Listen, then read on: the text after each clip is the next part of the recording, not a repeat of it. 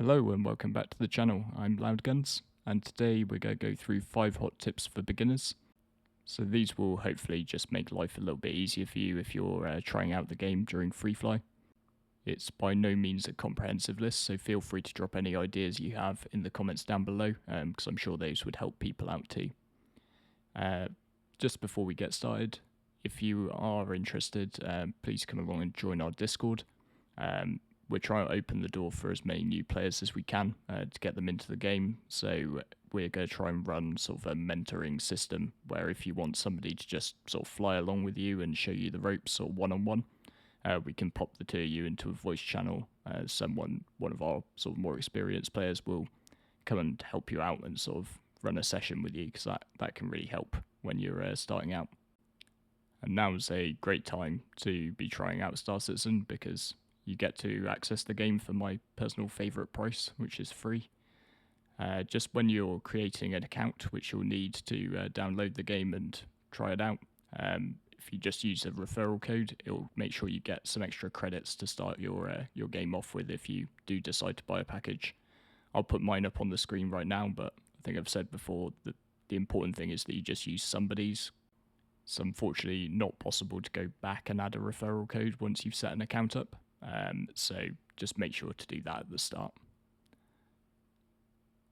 So our first of our 5 hot tips is just about starting location. So when you get into the game, you've selected Persistent Universe, you want to select the Stanton system. That's where all the PU happens.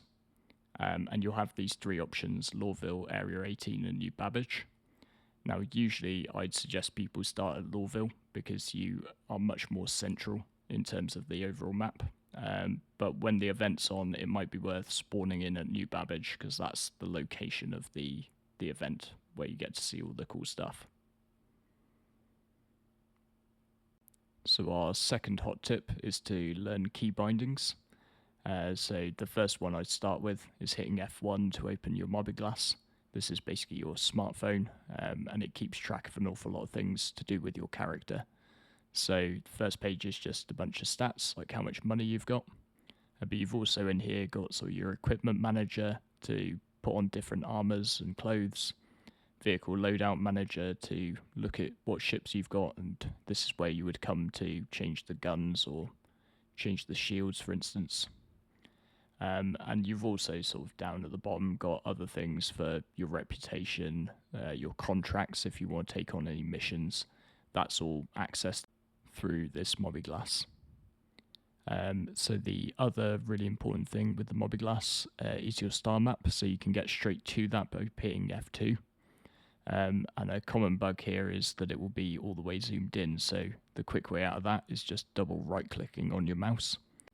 And then we can double click in on any of these planets to see a closer up view of their system. Same with the moons, and you can look on the surface for any spots you might want to visit.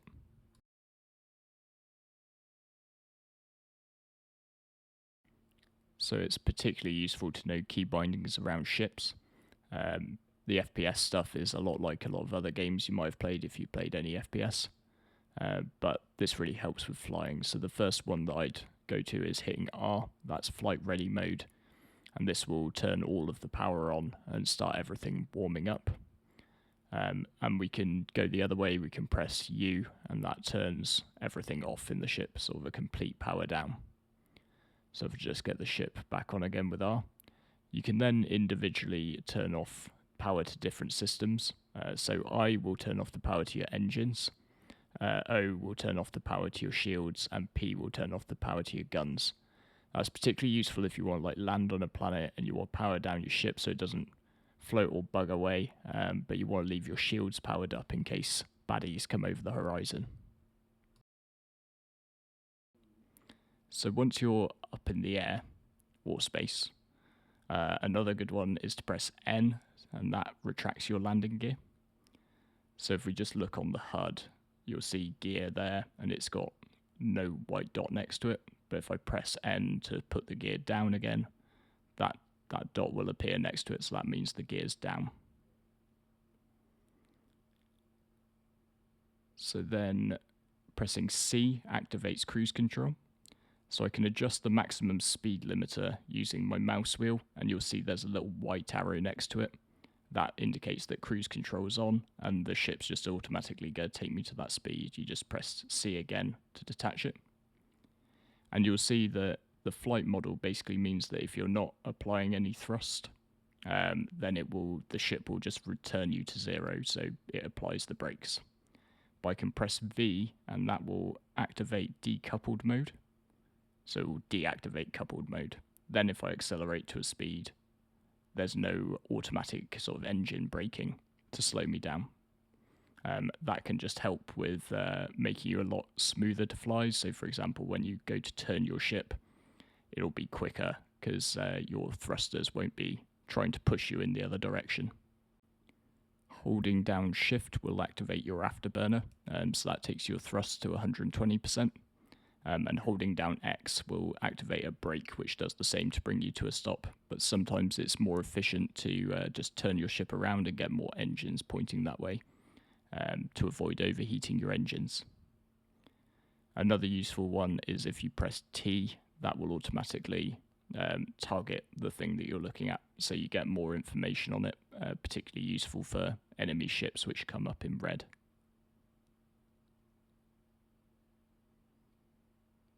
If your ship has what's called VTOL, vertical takeoff and landing, press K and that will switch the direction of the engines. If you're not sure if the ship you are in has got VTOL, just hit F4 to look outside the vehicle and press the K to see if any parts move. So our final hotkey, if we press B when we're in a ship, will activate quantum travel mode. Now you can see all of the different locations that you can QT to just on your HUD, rather than using the F2 star map. So it's worth bearing in mind that quantum travel can be used for short distances. Anything down to about 75 kilometers can be QT jumped. So you just line up with your target, wait for the spool and calibration, and then hold down B again, and that will quantum travel you to that location. So this method can be particularly useful for finding what are called OM points. So OM points are just the outer markers round planets. So there we got OM4, which we can use to travel around a planet. So if something sort of is blocked, so we can't get a line of sight on it, you can use the OM points to get round a planet so that you're on the other side, so you might be able to see a different QT marker. So you can see some info about what you're actually looking at if you see the different shapes of the targets. So if we just open up the QT mode, you see that sort of badge icon. We're going to start looking at there. That's New Babbage. So that badge icon is any major landing zone. There's New Babbage, Lorville, and Area 18. So that's basically the capital city of a planet. Squares are the orbiting space stations above them. So Port Tresta is above New Babbage, but all the major planets have one. The diamonds are the OM points and other sort of asteroid fields, that sort of thing, out in space. And the hexagons are ground landing zones, like mining stations and outposts and things, but not as important as sort of the major landing zones that have that badge to them. Some of these you'll see have like a dash rather than a solid line, and that just means they're on the other side of the planet, so your quantum travel will take you round the planet to the other side. So if we look out into space, you will see some circles. Those are moons and planets. And those diamonds sort of further out in space are, like I say, the asteroid fields, like Arc L3. That's a sort of field of asteroids that you can go mining in, which is also really cool. So our third hot tip is to get used to using MFDs. You'll see these displays on your ship's cockpit, and these aren't just for decorations. So hold down F, target them, and then press middle mouse button, click it in to get into the window. You can then select a host of different things to view on these panels, and because you've got a number of panels around the cockpit, you can set that up to how you like it.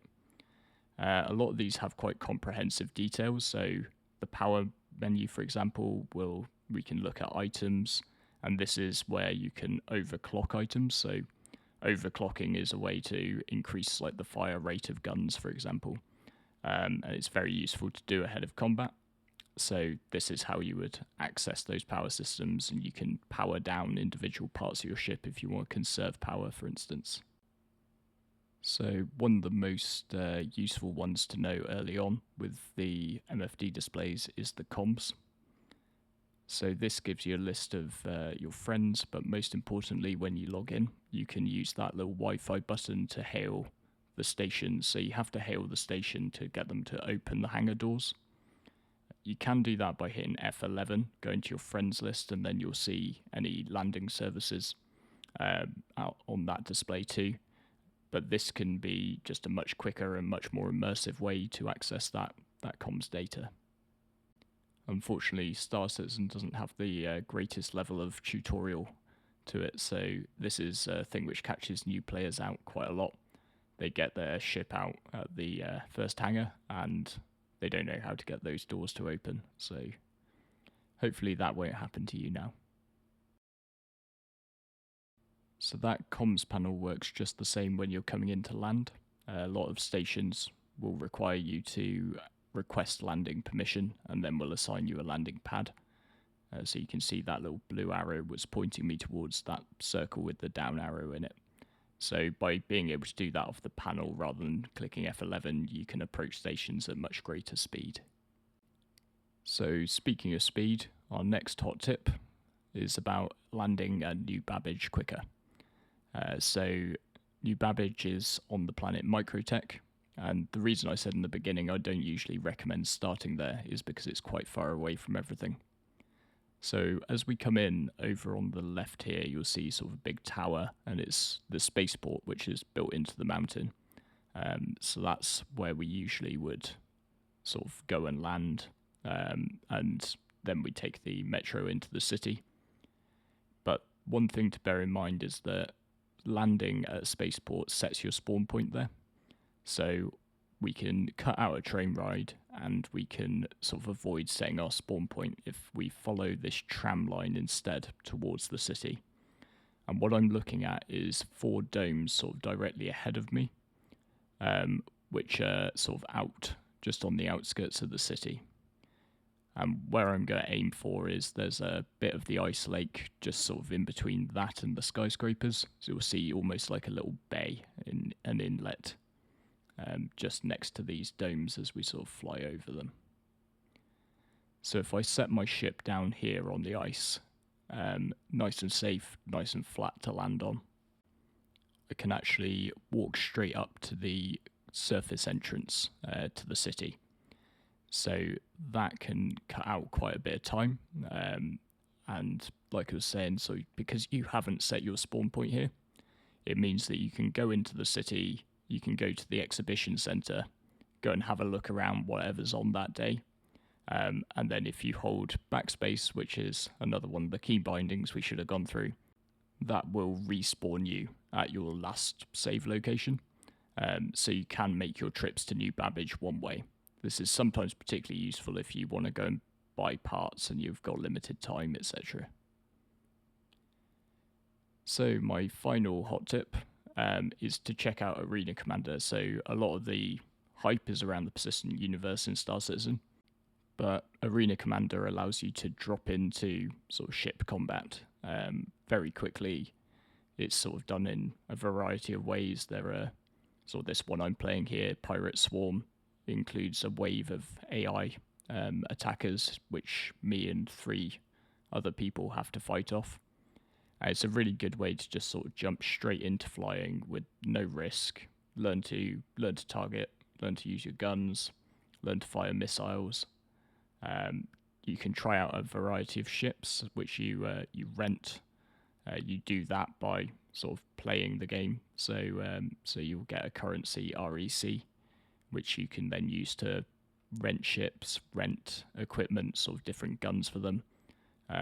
So it's a quick and easy way to get into playing the game, and straight into some good combat, which, to be fair, sort of the persistent universe is great, but it does take sort of a bit of getting used to and understanding what you have to do to get where. And sort of I understand that sometimes you've just got half an hour and you just want some pew pew. So Arena Commander is great and probably a bit underrated for exactly that. And while what I'm playing here is a PvE mode of Arena Commander, it also has PvP modes. So if you do want to jump in and just pit yourself against some other real players, then this is definitely an easy way to do that. And it also comes with no risk to it. You don't have any sort of cargo to lose, or you don't have to wait time to claim your ship. If it gets destroyed, you can just jump straight back into the combat, which is great.